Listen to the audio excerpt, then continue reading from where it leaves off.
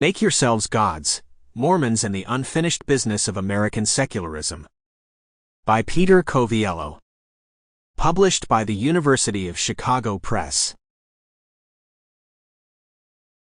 Prologue.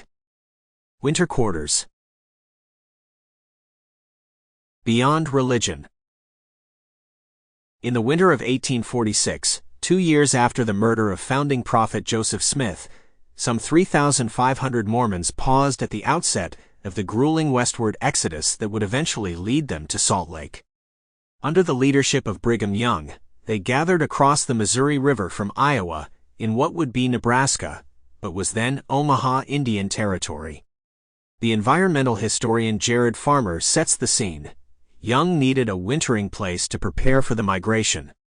He could have set up camp in western Iowa, but the Mormon persecution complex propelled him across the Missouri River to unorganized territory. Better to live among the red men than among whites.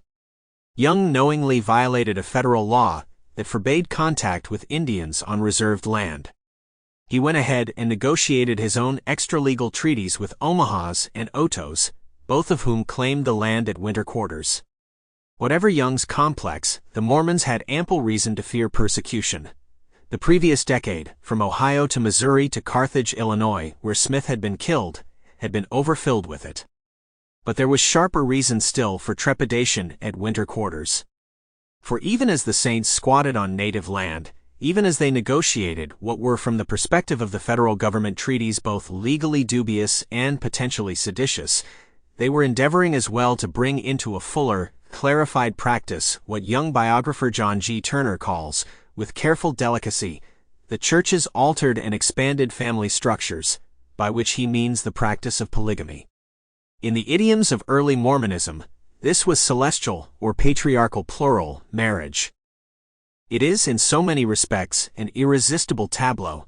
Mormons in Omaha and Oto, with their adjacent histories of violent displacement and erotic noncompliance, wintering out together on the banks of the Missouri. And yet what makes the scene only stranger and denser and more fractally complex is the fact that for the Mormons, the native peoples sharing space beside them at the winter quarters were both more and other than fellow refugees from an imperial America. More nearly they were these peoples, Lamanites, the survivors of an ancient race war depicted in the eschatological epic that was Smith's Book of Mormon. One Mormon term for native peoples was Brother Laman.